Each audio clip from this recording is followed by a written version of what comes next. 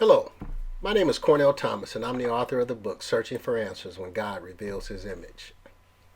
Today I decided to make a video as a result of a conversation I had with a guy earlier today. And the conversation troubled me quite a bit.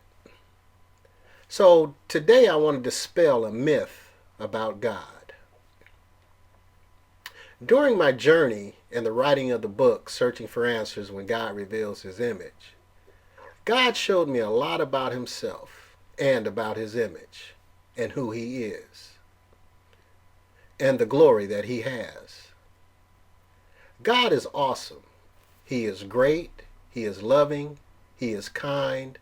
He is forgiving, and He is merciful.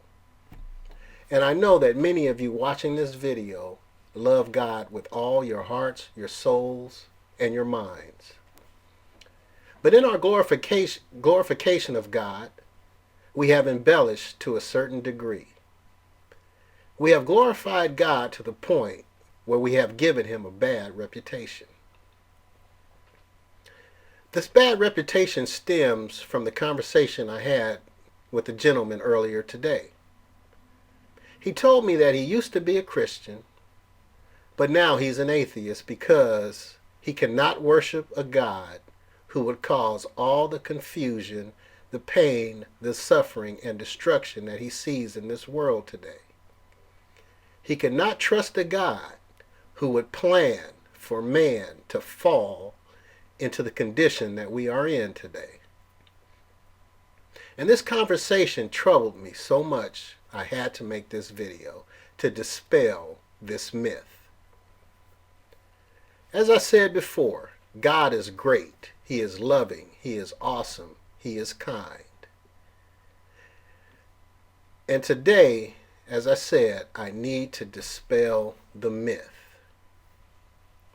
You see, when God was in heaven, before He created anything, He was all alone.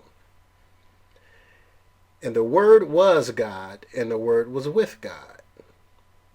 And the worlds were framed by the Word of God. And when God was all alone, there was no evil, because evil does not exist in God. So there was nothing to even decide that evil would even exist. But God created the heavens, and when He created the heavens, He created the angels. And He created them with the same love, the same kindness, and the same mercy that He has for us. He created them to commune with Him, to be in heaven with Him, to worship with Him. And God also created Lucifer and called him the son of the morning, Isaiah 14:12. And when God created all the angels, there was no evil in the angels, nor were there evil in heaven. God created them perfectly. All the angels were perfect. And in that perfection, they were all good. But God did something else in heaven. He had no laws because of the goodness that's in Him and the goodness that He created the angels in.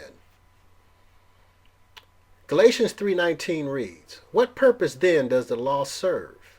It was added because of transgressions." So there were no laws in heaven because there were no transgressions. But Lucifer, who worshiped with God and ushered in the morning, he was one of God's top angels. And there was no evil in heaven. Isaiah 14:13 reads, "For you said in your heart, I will ascend into heaven. I will exalt my throne above the stars of God.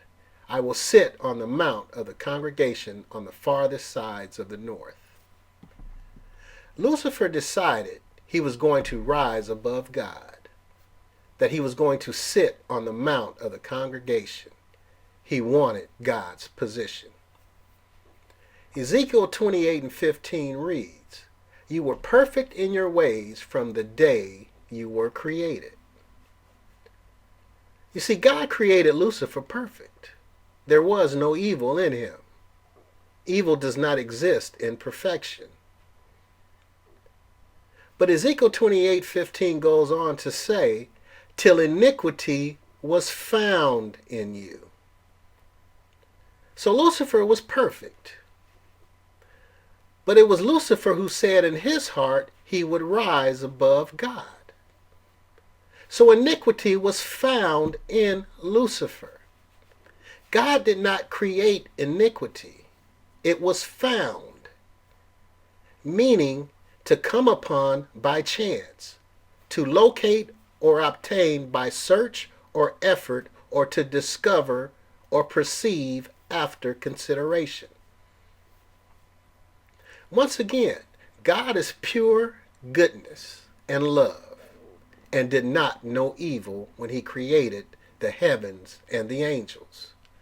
But after Lucifer's discretion, God and the angels had their first encounter with evil.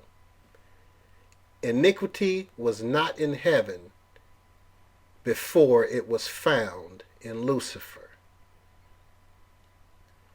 So when that iniquity was found in Lucifer, he was kicked out of heaven along with the angels that followed him. And God and all the angels knew good and evil from that point. And after this happened, God decided to create man in his image and after his likeness, and give man the same position on earth that God had in heaven, giving man complete dominion over the earth and all there is.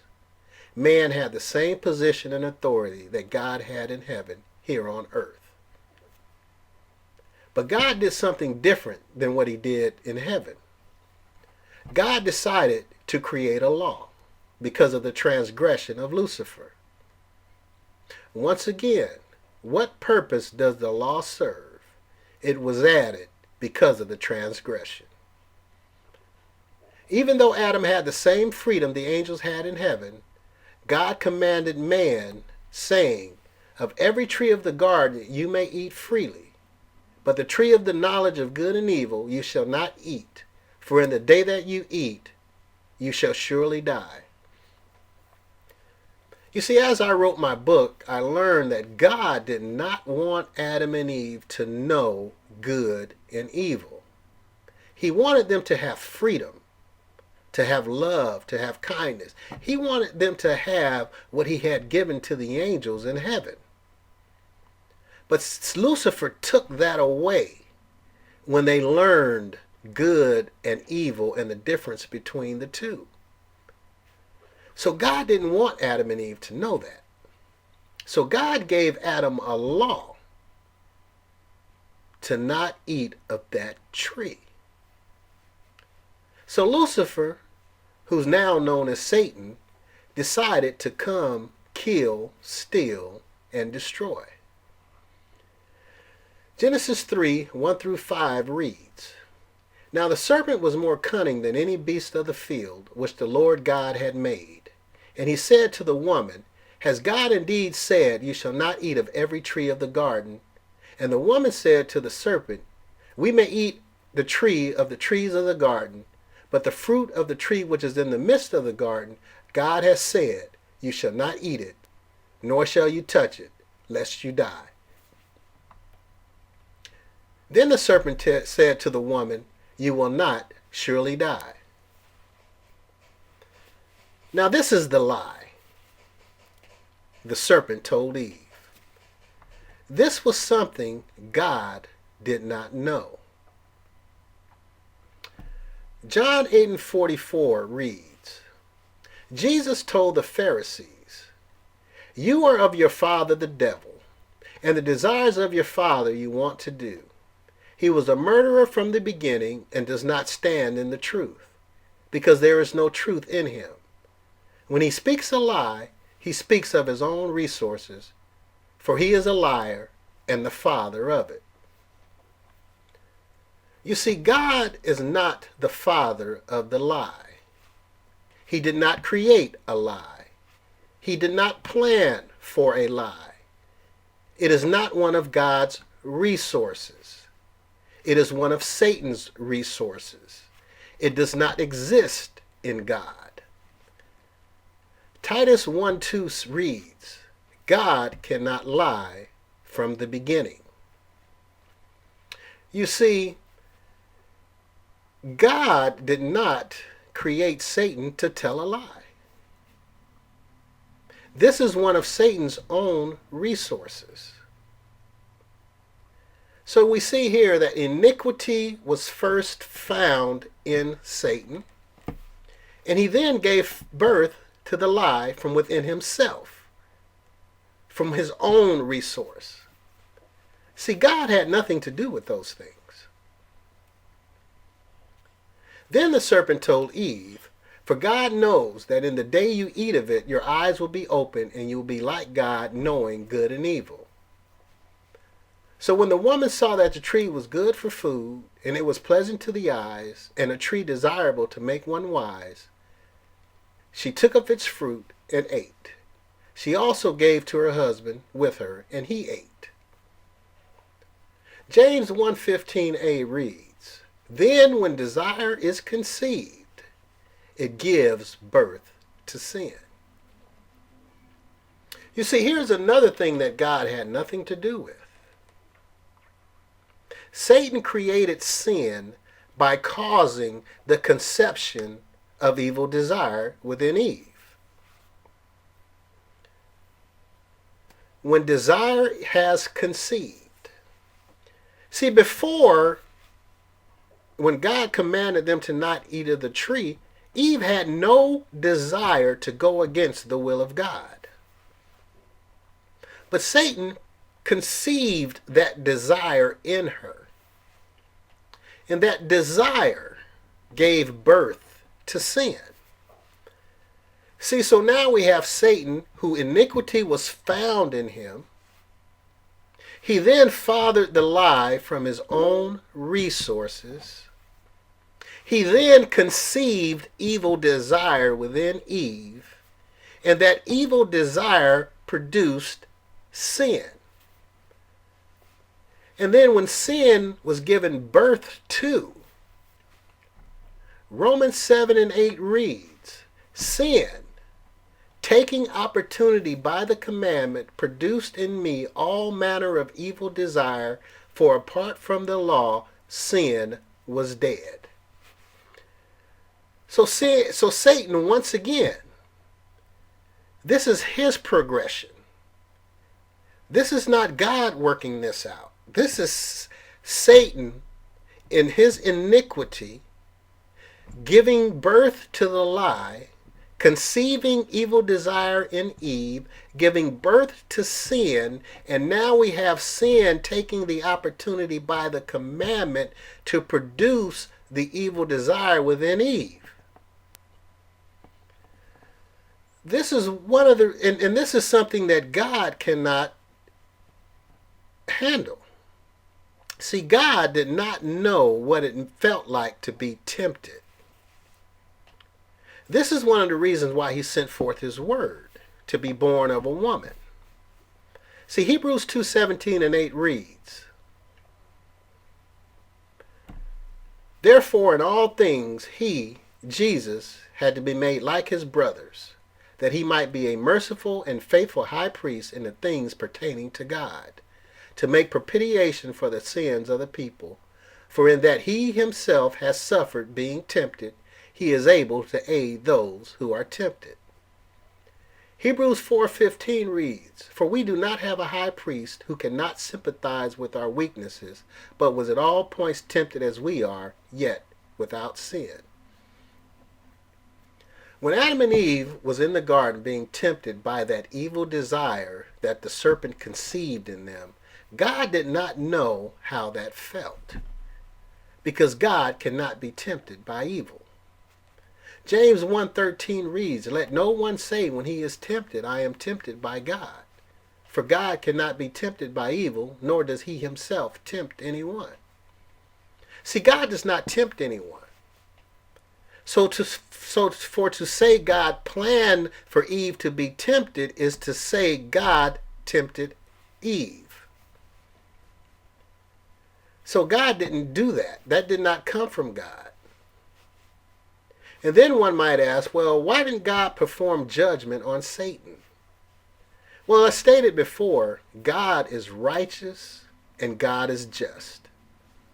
And when Satan was created, God gave him no laws because he was created perfect.